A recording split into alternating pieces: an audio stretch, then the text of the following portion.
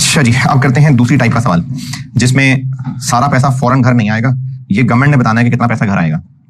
तो इसमें फर्क सिर्फ इतना पड़ेगा कि एक कंटिन्यूटी में सवाल चलने की बजाय हमें फॉरेन करेंसी में कैलकुलेशन अलग करनी पड़ेगी, फिर उसमें से कितना पैसा घर आना है वो कैश फ्लो अलग करने पड़ेंगे। ये फर्क पड़ेगा बस, फॉरेन लोकल वर्किंग छूट जाएंगी बस। आप पढ़ लीजिए मेरी बुक में इसी से पिछला सवाल, ये जो अभी किया है इसी से पिछला क्वेश्चन 15, मॉड्रेक्स company Pakistan limited MCL।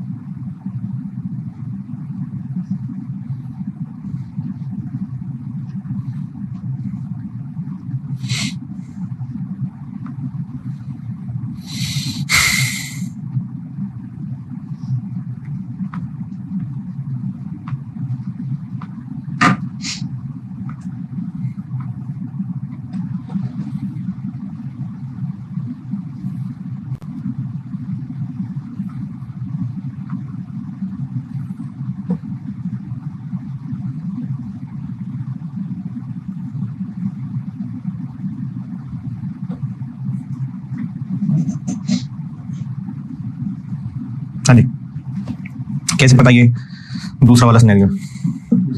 Restriction लगी है और वो कह रहे हैं कि जितना पैट कमाया करेंगे बस उतना डिविडेंड घर ला सकते हैं, तो हमें फिर इस सवाल को तोड़ना पड़ेगा। कैश फ्लोज जिनकी पीवी निकलनी है वो तो लोकल कैश फ्लोज है।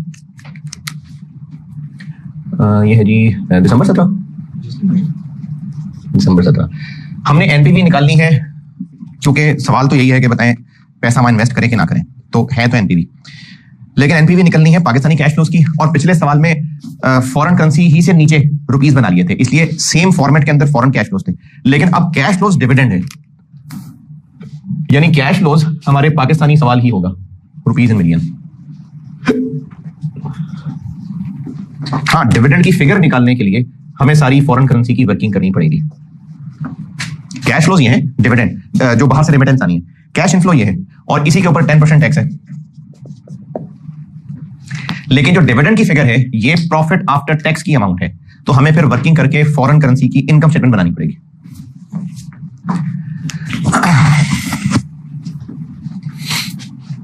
अच्छा, वर्किंग में इधर करो, इनकम स्टेटमेंट बनानी पड़ेगी, इनकम स्टेटमेंट, कैश फ्लोज नहीं, इनकम स्टेटमेंट। और करेंसी कौन सी है? एफडी। पैट निकालना है क्योंकि उतनी ही अमाउंट डिविडेंड लानी है, तो इनकम स्टेटमेंट बन रही है। ये 0 1 2 3 नहीं लिखा हुआ मैंने, ईयर 1 ईयर 2 ईयर 3 ईयर 4 लिखे हैं। जी बताएं, इनकम स्टेटमेंट के आइटम्स प्रोजेक्ट में क्या क्या है? पहले पैराग्राफ में बस इतना कहा हुआ है कि हम फ्लेंशिया में प्रोजेक्ट लगाएंगे।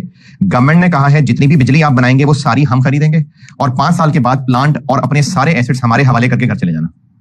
और जो प्लांट होगा वो बुक वैल्यू से 20% ऊपर पे गवर्नमेंट खरीदेगी, और बाकी कोई भी एसेट अगर हुआ तो वो बुक वैल्यू पे खरीदेगी। ये पहले पैराग्राफ का मतलब है। पहले पैराग्राफ में कोई एतराज? पॉइंट नंबर 1, ये आ गई जी 5 साल की प्रोडक्शन, और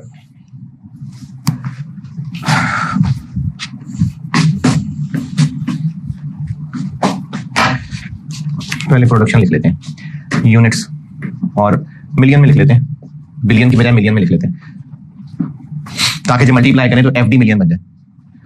ईयर 1 में कितने होंगे? 3000, और उसके बाद इन्होंने बढ़ना है LY इंटू 1.03, तो ईयर 2 में 3090, 3183, 3278, 77। ये हो गए जी यूनिट्स। अब हम चलते हैं एफडी मिलियन में। इनकम स्टेटमेंट की क्या क्या आइटम्स हैं? पॉइंट नंबर 1, अब उसने सेल्स देने की बजाय अर्निंग्स यानी profit before tax and depreciation,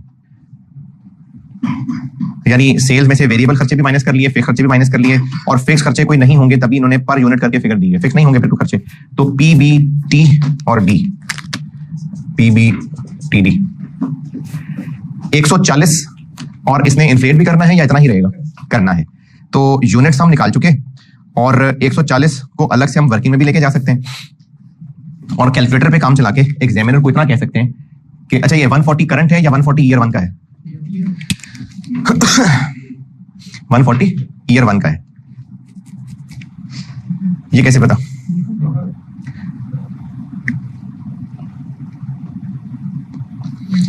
कहां लिखा हुआ? पॉइंट 2 में ये कहां लिखा हुआ है कि ईयर 1 का है? पॉइंट 2 में ईयर 1 लिखा हुआ है? पॉइंट 2 में लिखा हुआ ईयर 1? अच्छा, फिर वो मैंने लिखा हुआ है, असल सवाल में नहीं लिखा हुआ था। मैंने वो असल सवाल खोला हुआ है, तो वो सोल्यूशन में चूंकि उन्होंने इसको ईयर 2 से इन्फ्लेट किया हुआ था, तो मैंने फिर सवाल में ईयर 1 लिख दिया। असल सवाल में ईयर 1 नहीं लिखा हुआ था।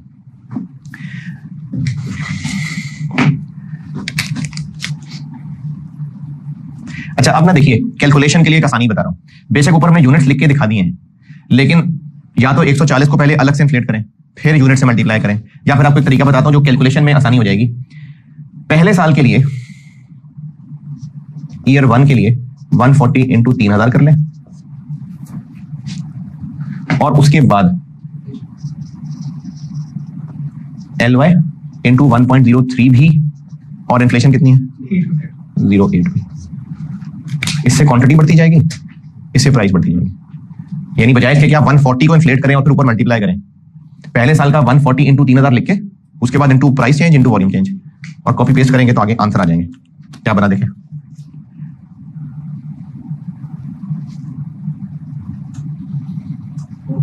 हम्म, 40,000 मिलियन, 420,000 मिलियन ना, क्योंकि 3000 मिलियन है।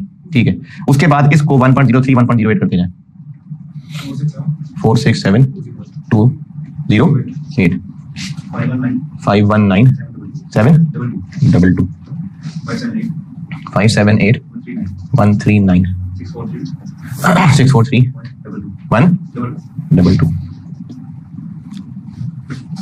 हम इनकम स्टेटमेंट बना रहे हैं, ठीक है, कैश फ्लो नहीं है, ये प्रॉफिट तक पहुंचना है। और क्या करें, ये profit before tax and depreciation है, तो डेप्रिसिएशन माइनस कर दें, वर्किंग टू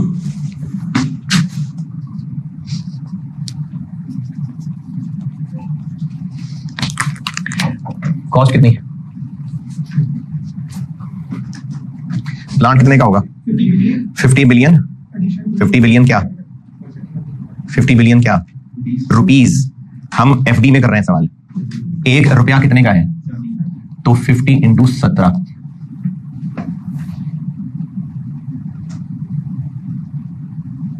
और 50 बिलियन है यानी 50,000 मिलियन, 850,000। हम प्रॉफिट एफडी में निकाल रहे हैं और वो 50 बिलियन रुपए है। हाँ जी, कितनी डेप्रिसिएशन है जी, 85,000, 765 76500 688,500 68850 619,650 61965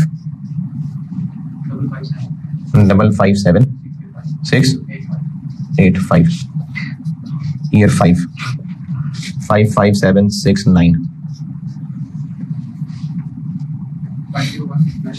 501,916। अच्छा, अब गवर्नमेंट ने वादा किया हुआ है कि जो प्लांट होगा आपका, हम उसको 20% ऊपर पे खरीद लेंगे, यानी इसका 20% ऊपर, इसका 20% क्या बना 1,00383। तो गवर्नमेंट हमसे कितने का खरीद लेगी, 602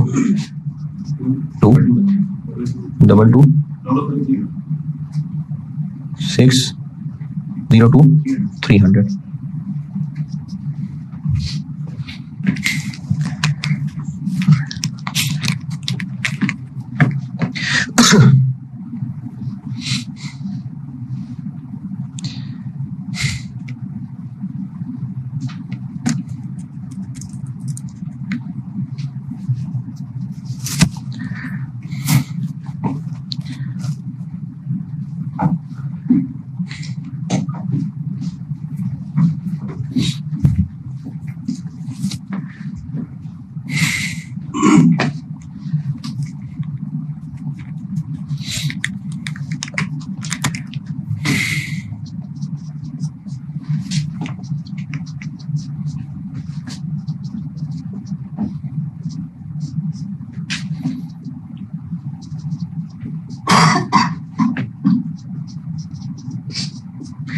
प्रॉफिट निकाल रहे हैं हम, यानी एक तरह से समझे टैक्स की वर्किंग।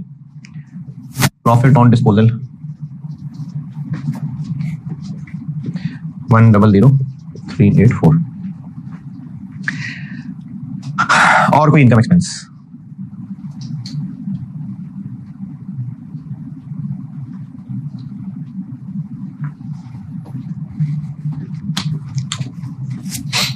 जी, और कोई income expense, income expense working capital income expense तो नहीं होता, वर्किंग कैपिटल तो कैश फ्लो में आता है ना, इनकम एक्सपेंस तो नहीं है जी। और कोई इनकम एक्सपेंस,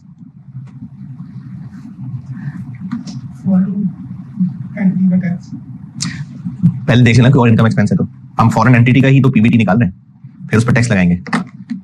अभी हम डॉलर में ही, अभी रुपए में नहीं आए, डॉलर का पैट निकालेंगे तो रुपये डिविडेंड निकलेगा। और कोई इनकम एक्सपेंस, फाइनेंसिंग, फाइनेंस कौन सा करना है,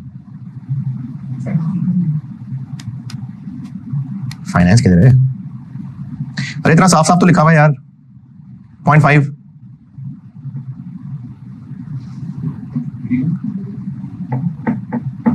क्या हो गया है,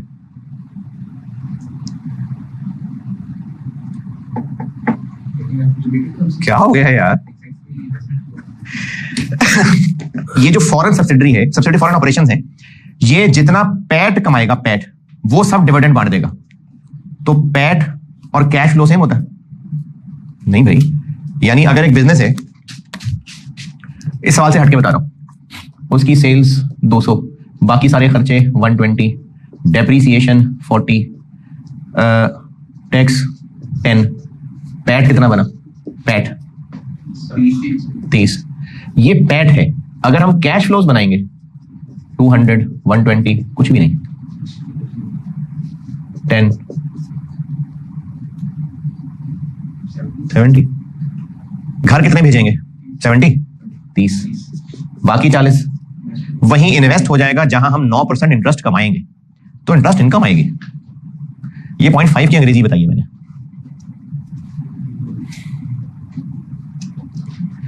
घर में कैश उतना भेजा जाएगा जितना पैट है। तो पैट और नेट कैश में फर्क है। तो जितना कैश बच जाएगा वो 9% पे इन्वेस्ट हो जाएगा। तो इंटरेस्ट इनकम आनी है। इसका मतलब है कि हमें फॉरेन करेंसी का फिर कैश फ्लो भी बनाना पड़ेगा। अभी तो प्रॉफिट निकाल रहे थे, लेकिन अब कैश फ्लो भी बनाना पड़ेगा। अच्छा, कितना इन्वेस्ट करना है? जो डिविडेंड बांटने के बाद बचेगा। डिविडेंड कब बांटेंगे? प्रॉफिट कमाएंगे। यानी पहला साल एंड होगा, प्रॉफिट कमाएंगे, डिविडेंड बांटेंगे, जो बचेगा वो इन्वेस्ट होगा। तो इंटरेस्ट इनकम दूसरे साल से आएगी। पहला साल तो पक्का खाली है, बाकी की फिर हम वर्किंग करते हैं। ये निकलेगा पीबीटी। और टैक्स कितने परसेंट है?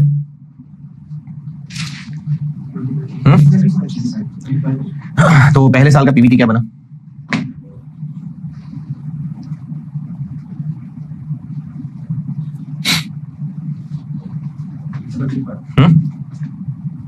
Double 3, 5, 25%, 8, 3, that 251, 250। चलिए अब हम ना कैश फ्लो की वर्किंग बनाते हैं। ये डेप्रिसिएशन बता दो।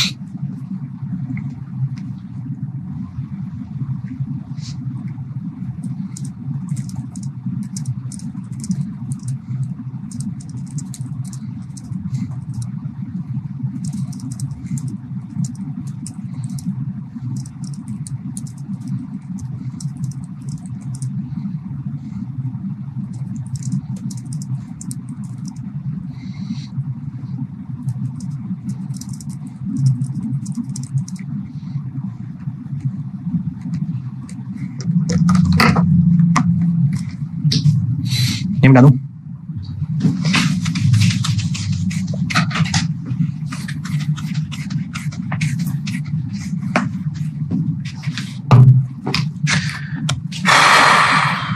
अब हम ना कैश फ्लो बनाने लगे क्योंकि इंटरेस्ट इनकम निकालनी है।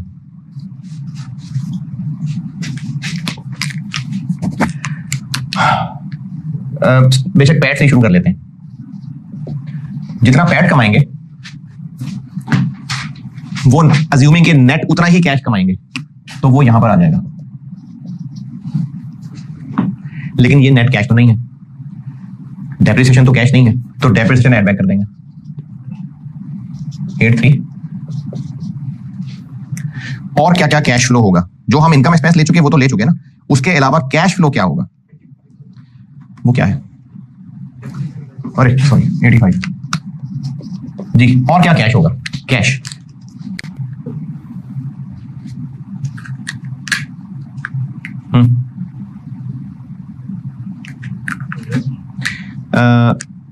अच्छा चले, ईयर 1 में नहीं है। और कैश फ्लो क्या होगा? इनकम एक्सपेंस तो इसके अंदर कवर हो गया ना, और मजीद कोई कैश फ्लो होगा? वर्किंग कैपिटल होगा, वो कैश फ्लो होगा।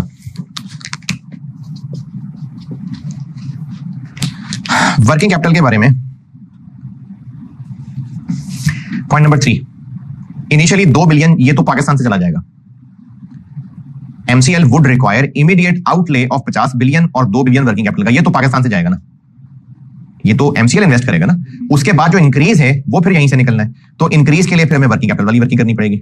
और वर्किंग कैपिटल के बारे में कहा है कि इसने इन्फ्लेट होना है कि नहीं होना, कहां लिखा है?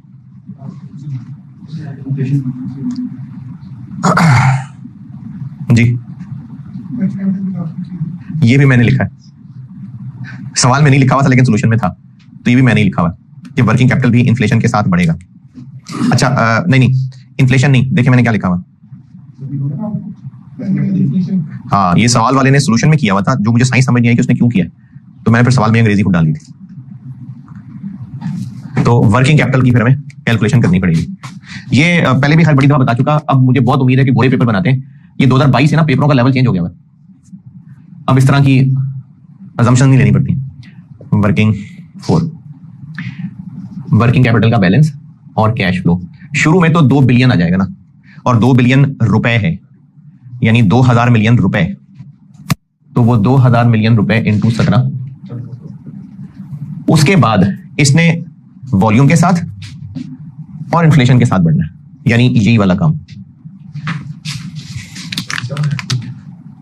LY इंटू 1.03 इंटू 1.08 जी 1 में 37,822 42073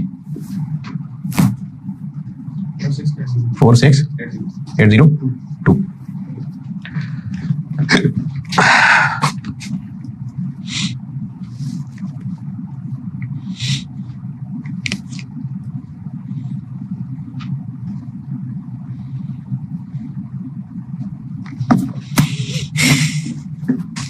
जी 52062। अच्छा ये ना 5 में दोनों काम कर सकते हैं, इसको 0 करके जैसे पहले करते हैं सारा इनफ्लो भी ला सकते हैं, और क्या हम प्लांट बंद कराएंगे?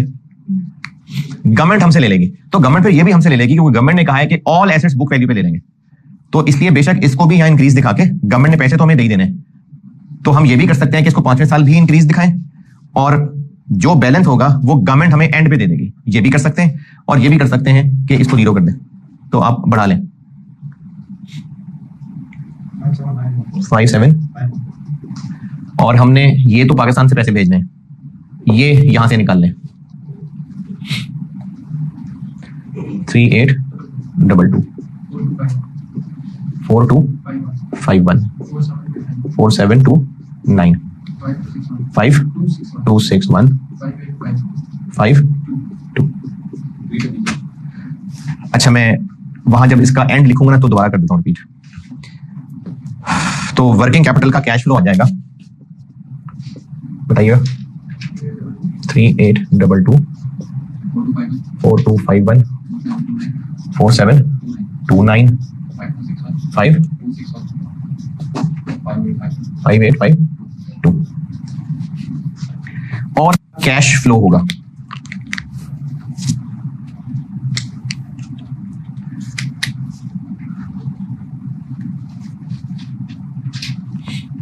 घर नहीं भेजने पैसे, डिविडेंड होगा कितना, यही डिविडेंड होगा 251250।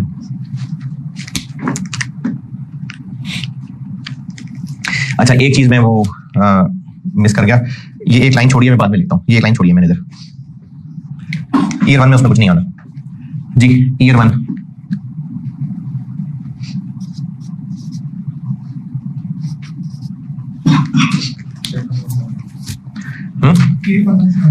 81178 और शुरू में तो कोई पैसा नहीं पड़ा होगा, तो यही हो गया।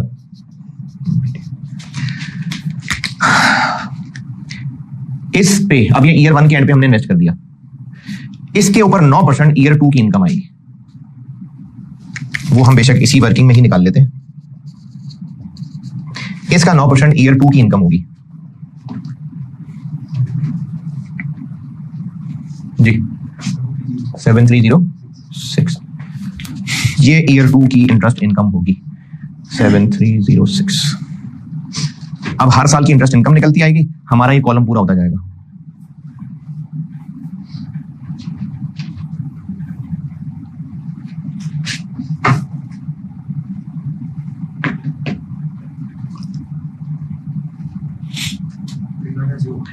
39014 टैक्स 999 पैट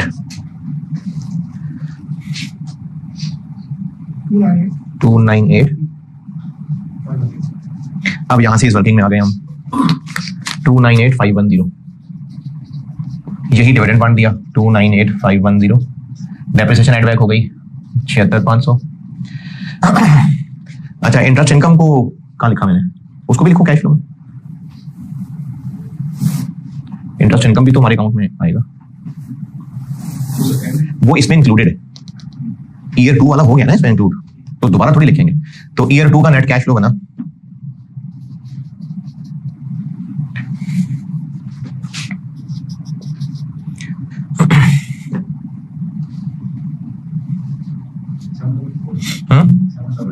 2249 और क्लोजिंग बैंक बैलेंस बन गया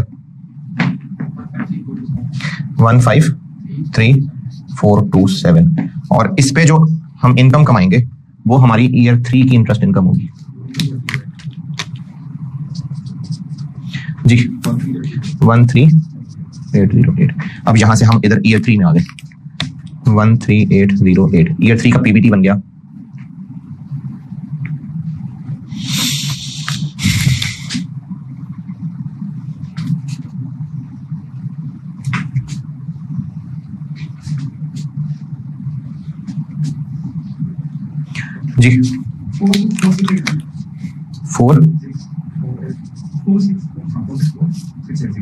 4680 टैक्स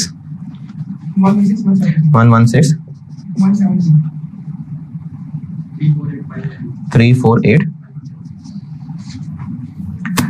ये पैट यहां आया 348510, यही घर भेज दिया 348510। डेप्रिसिएशन एड बैक हो गई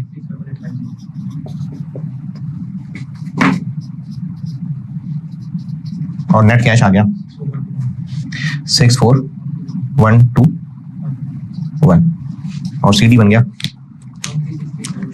नहीं यार 1.5 लाख तो ये 2175 और इस पे इंटरेस्ट इनकम 9% कमाई 579। ये आ गए इधर 19579।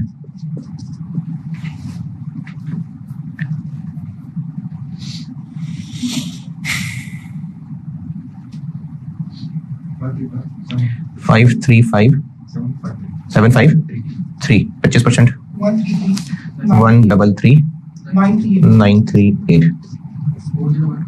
401815।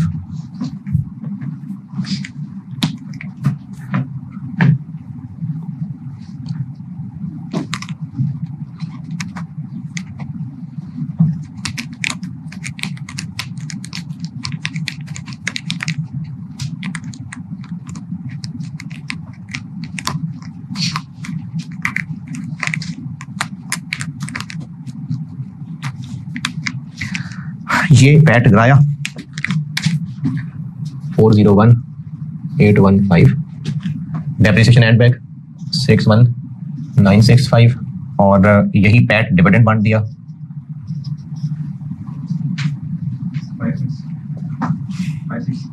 56704 217548। तो सीडी बन गया 274252 और इस पे 5वें साल की इंटरेस्ट इनकम आई 19579 है 24683।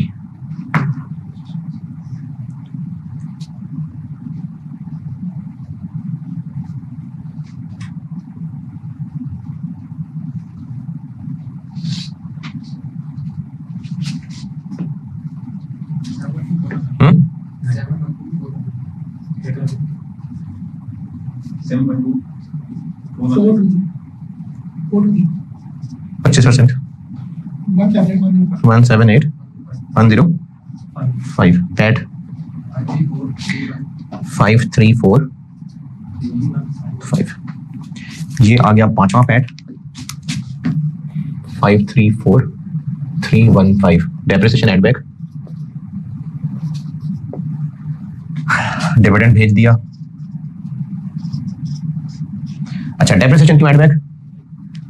क्योंकि वो कैश फ्लो नहीं है, तो ये भी हम लेस करेंगे।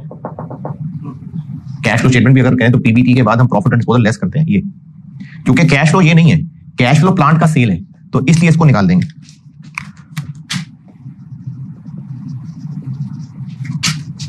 वन 000384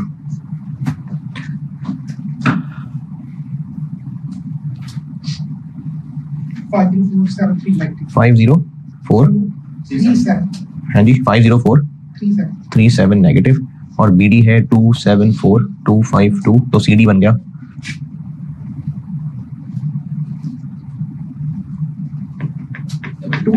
223 लेस क्यों किया? कैश फ्लो, ये कैश फ्लो है, प्रॉफिट एंड डिस्पोजल। हाँ पैसे देगी तो हमें पाकिस्तान भेजेगी ना पैसे, तो वो ये तो प्रॉफिट एंड डिस्पोजल, पीबीटी में प्रॉफिट एंड डिस्पोजल शामिल था, तो वो कैश, ये तो हम अकाउंटिंग प्रॉफिट से कैश फ्लो तक पहुंच रहे हैं। अच्छा ये जो सारी वर्किंग की है ना, एक तो इंटरेस्ट इनकम के लिए की है, दूसरा गवर्नमेंट ने हमारे सारे एसेट्स रख के वो पैसे हमें दे देने हैं। अब गवर्नमेंट हमसे 3 एसेट्स ले रही होगी, प्लांट, हमारा वर्किंग कैपिटल और हमारा बैंक बैलेंस। ये बैंक बैलेंस है ना हमारा वहां 223, ये भी रख लेगी कैरिंग अमाउंट पे, कैपिटल भी रख लेगी कैरिंग अमाउंट पे, प्लांट रख लेगी 20% ऊपर, और इन 3 चीजों के पैसे हमें भेजेगी। ये पहले पैराग्राफ में लिखा हुआ है कि ऑल एसेट्स, गवर्नमेंट प्लांट ले लेगी 5 साल बाद और सारे एसेट्स कैरिंग अमाउंट पे ले लेगी, तो बैंक बैलेंस भी तो एसेट ही है ना।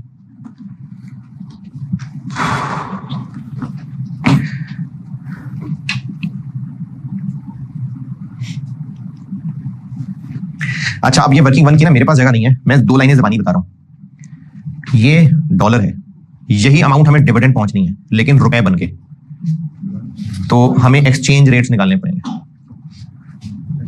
और एक्सचेंज रेट्स के लिए इन्फ्लेशन दी हुई है, तो हर साल का इन एक्सचेंज रेट निकलेगा और रुपीज में आना है तो डिवाइड कर देंगे।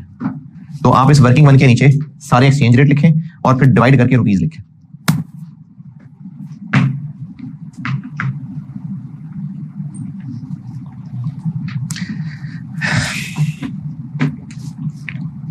और इधर ही ये एक्सचेंज रेट बता रहा हूं,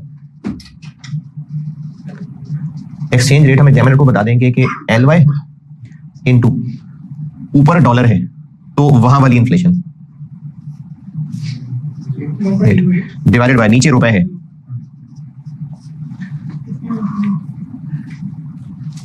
तो हर साल का इन्फ्लेशन एक्सचेंज रेट आता जाएगा और इसको डिवाइड करेंगे क्योंकि हमें रुपए तक पहुंचना है, तो डिविडेंड आ जाएगा। यानी वर्किंग वन में एक्सचेंज रेट और रुपी डिविडेंड।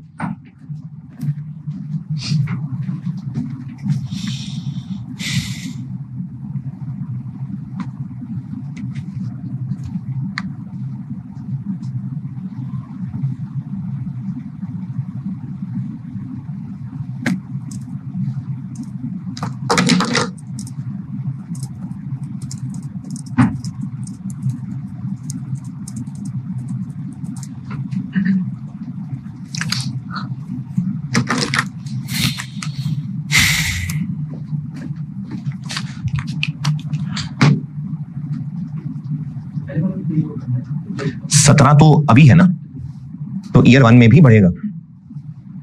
निकाल लिए फिगर्स तो बता दें।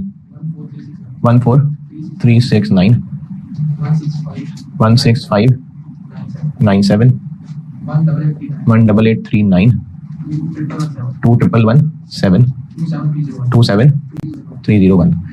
अब जब पाकिस्तान में ये डिविडेंड के पैसे पहुंचेंगे तो पाकिस्तानी गवर्नमेंट हमसे 10% टैक्स लेगी। 1437 1660 1884 2112 2730।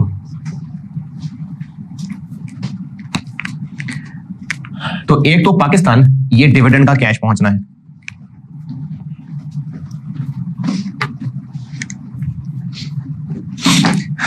वर्किंग वन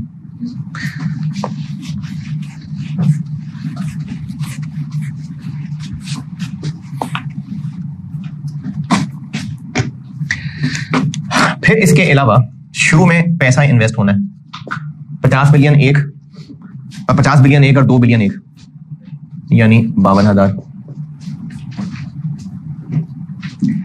और एंड पे वहां से पैसा वापस आना है।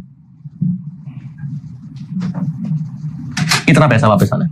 वर्किंग 5 जी, कितना वापस आना है? ये देखिए वर्किंग 5। प्लांट कितने का सेल होना है? FD million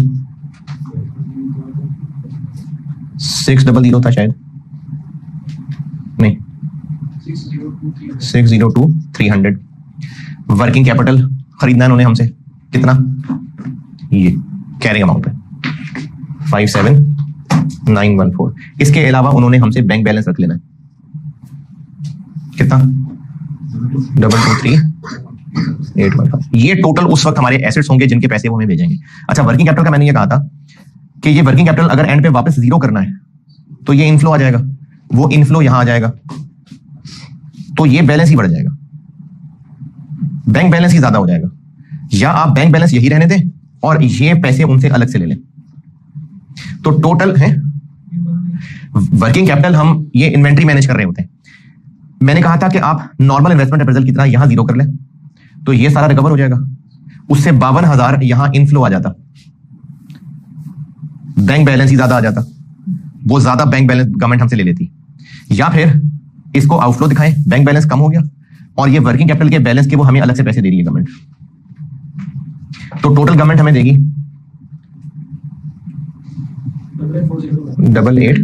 8840। लेकिन ये है एफडी मिलियन, हम जब लोकल में लेके आएंगे तो रुपीज मिलियन कितने लेके आएंगे? इस 88,84029 को डिवाइड कर देंगे 5वें साल वाले एक्सचेंज रेट से। 5वें साल लाने हैं ये 884029 डिवाइडेड बाय 45170 और इसके आने पे कोई टैक्स नहीं है। ये आखिरी लाइन का मतलब है, ये भी रिमिटेंस ही है लेकिन इसके ऊपर टैक्स नहीं है। All other remittances are exempt from tax.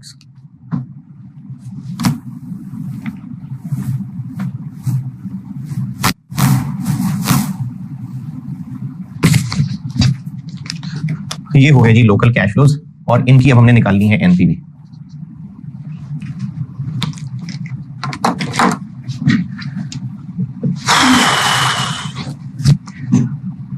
अच्छा, अब इस सवाल की लास्ट चीज समझें।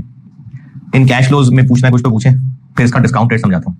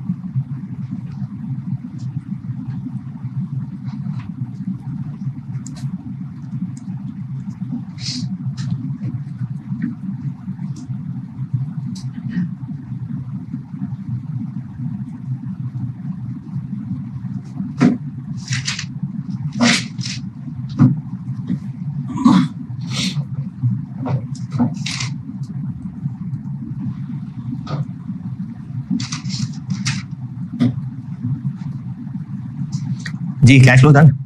अच्छा, अब आप ऐसा करें, चैप्टर में आए और चैप्टर के ना क्वेश्चन से जस्ट पहले आखिरी पेज, इसी चैप्टर के क्वेश्चन से जस्ट पहले चैप्टर का आखिरी पेज,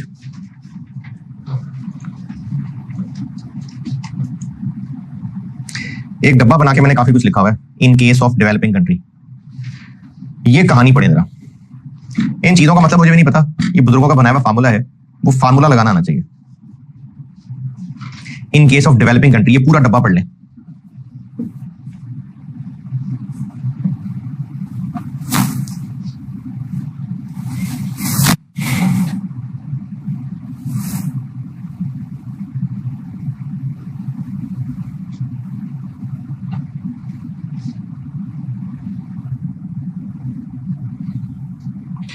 जो दो मुल्कों के नाम यूज हुए हैं वो बता देता हूं। जिस जगह हम इन्वेस्ट कर रहे होंगे ना वो हल्का मुल्क होगा, यानी वहां पैसा इन्वेस्ट करना, एक तो प्रोजेक्ट में पैसा लगाना रिस्की है, दूसरा उस मुल्क में पैसा लगाना रिस्की है। तो है पाकिस्तान में भी बहुत रिस्की है, लेकिन किसी मुल्क में अगर हम पैसा लगाने जा रहे हैं तो लॉन्ग टर्म डिसीजन मेकिंग में प्रोजेक्ट के अंदर रिस्क होना एक अलग चीज है बीटा, उस मुल्क में पैसा लगाना एक अलग चीज है, मतलब उस मुल्क में पैसा लगाने का इटसेल्फ एक रिस्क है। तो वो जो मुल्क में पैसा लगाने का रिस्क है ना, उसकी वजह से देखिए ऊपर के फार्मूले के अंदर बीटा में पहले हम लोग ब्रैकेट मल्टीप्लाई करते हैं RM माइनस RF, ये होता है मार्केट रिस्क प्रीमियम, पोर्टफोलियो में बताया था। उसके साथ एक और रिस्क प्रीमियम ऐड करना पड़ता है, उसको फिर बीटा से मल्टीप्लाई करते हैं, इसको कहते हैं कंट्री रिस्क प्रीमियम। ये निकलता है इस नीचे लिखे हुए बड़े से फार्मूले में। इसमें ना दो मुल्क लेते हैं हम, एक वो थका हुआ मुल्क जहां हम पैसा लगाने जा रहे हैं, और एक दुनिया का कोई डेवलप्ड मुल्क, मिसाल के तौर पर अमेरिका। और अमेरिका की चीजें और जिस थके हुए मुल्क में हम जा रहे हैं, इन दोनों के कंपैरिजन से ये चीजें निकलती हैं। अब ये उन दोनों के कंपैरिजन से इस फार्मूले में चीजें देखें। एक है सॉवरेन यील्ड स्प्रेड, जो नीचे अंग्रेजी में बताया हुआ, ये क्या होता है? गवर्नमेंट बॉन्ड्स इन थका हुआ मुल्क, उसके ऊपर क्या रिटर्न मिलता है, और अच्छे मुल्क के ट्रेजरी बॉन्ड्स के ऊपर क्या रिटर्न मिलता है। इनका डिफरेंस सॉवरेन यील्ड है, मल्टीप्लाई बाय उस थके हुए मुल्क में स्टॉक मार्केट की स्टैंडर्ड डेविएशन डिवाइडेड बाय अच्छे मुल्क में बॉन्ड मार्केट की स्टैंडर्ड डेविएशन। और अब तो आपको ये फार्मूला शीट में मुझे याद नहीं, पता नहीं है कि नहीं लिखा होगा वैसे। अच्छा, फार्मूला शीट प्रिंट निकलवा के लेके जानी है, आईकैप की वेबसाइट से फार्मूला शीट डाउनलोड करें, वो प्रिंट निकलवा के लेके जानी है। मुझे याद नहीं है, उसमें लिखा होना चाहिए फार्मूला। जी, इस फार्मूले की अंग्रेजी पढ़ें और बताएं, कोई चीज पूछनी है तो। अब इस सवाल में थका हुआ मुल्क फिलांशिया हो गया, और जो डेवलप्ड मुल्क है वो कोई डॉलर शॉलर नहीं होंगे, पता नहीं अमेरिका ही होगा, और कौन होगा। अब आप आ जाए सवाल पे वापस, और एक उंगली रखें इस फार्मूले पे और एक उंगली रखें पेज सवाल पे, और कंट्री रिस्क प्रीमियम कैलकुलेटर पे कैलकुलेट करें जरा। इस फार्मूले की चीजें देखते जाएं और सवाल का पॉइंट 6 पढ़ते जाएं।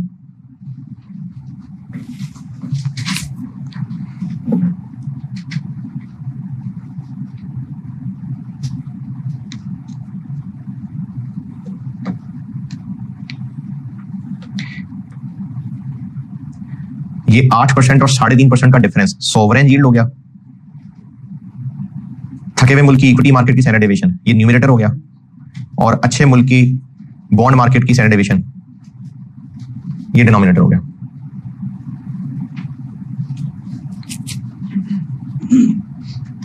आठ और 3.5% का डिफरेंस सोवरेन यील्ड हो गया, एनवलाइज्ड स्टैंडर्ड डेविएशन, रिटर्न नहीं स्टैंडर्ड डेविएशन थके हुए मुल्क की 12 या 10, ये न्यूमरेटर हो गया, और अच्छे मुल्क की स्टैंडर्ड डेविएशन बॉन्ड मार्केट की 9 या 13, तो ये डिनोमिनेटर हो गया। इससे निकलेगा कंट्री रिस्क प्रीमियम।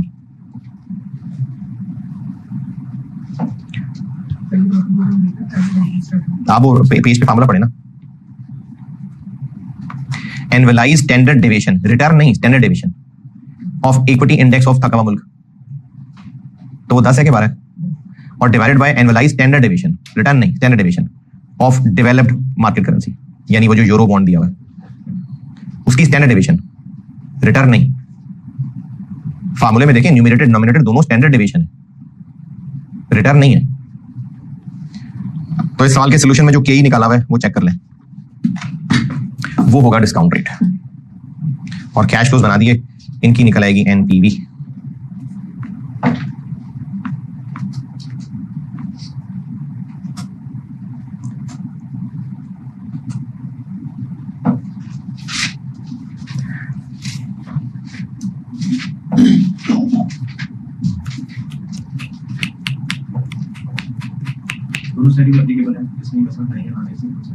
जी जी जी, मतलब चाहे वो डिविडेंड की शक्ल में सवाल हो या सेम कैश फ्लो वाला सवाल हो, ये सिर्फ डिस्काउंट रेट से ताल्लुक है कि अगर हम किसी थके हुए मुल्क में इन्वेस्ट कर रहे हैं तो डिस्काउंट रेट निकालते हुए, जैसे पिछले सवाल में उसने कहा था ना 10 होना चाहिए लेकिन 3 और ऐड कर लें, तो वो जो 3 और ऐड करवा रहा था वो इसी की वजह से करवा रहा था। लेकिन खैर तुर्की थका हुआ मुल्क नहीं था।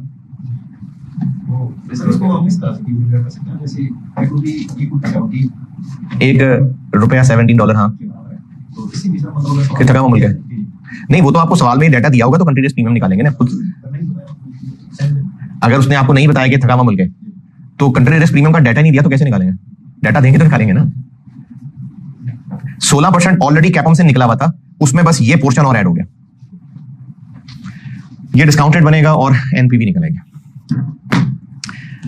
ले जी, फॉरेन करेंसी इन्वेस्टमेंट अप्रेजल। बस अब मैंने ना एक चैप्टर बुक में बनाया हुआ है, चैप्टर 5 सोर्सेज ऑफ फाइनेंस। ये फिर इंशाल्लाह कल और परसों कराता हूँ। चल ठीक है।